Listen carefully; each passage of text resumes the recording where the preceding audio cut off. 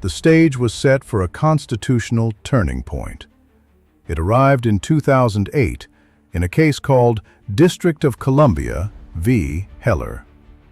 The District of Columbia had some of the strictest gun laws in the country, including a near ban on handguns and requirements that lawful firearms in the home be kept unloaded and disassembled or locked.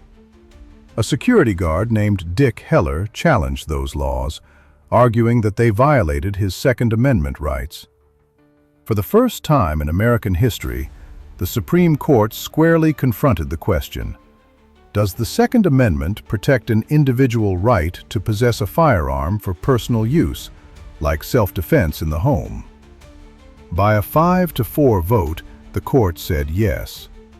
The majority opinion, written by Justice Antonin Scalia, held that the Second Amendment protects an individual right unconnected to militia service, rooted in a long tradition of keeping arms for lawful purposes such as self-defense. It also said that this right, like all rights, is not unlimited. The decision explicitly left room for certain long-standing restrictions, like bans on guns in sensitive places, or laws keeping firearms out of the hands of felons and the mentally ill. But the big headline was simple. The Supreme Court had officially embraced a robust, individual rights reading of the Second Amendment. 2 years later, in 2010, another case, McDonald v. City of Chicago, took the next step. The court held that this individual right applies not just to the federal government, but also to state and local governments through the 14th Amendment. In other words, Chicago, New York, Los Angeles, and your town council now had to think about the Second Amendment every time they wrote a gun law.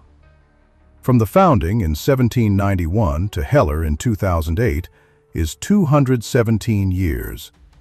For most of that time, the Supreme Court said little about the Second Amendment, and when it did, it leaned heavily on the militia context.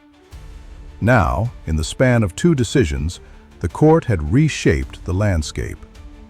The words in the Constitution hadn't changed, but their legally enforceable meaning had. To learn about the history of the Second Amendment, check out the full documentary in the description below.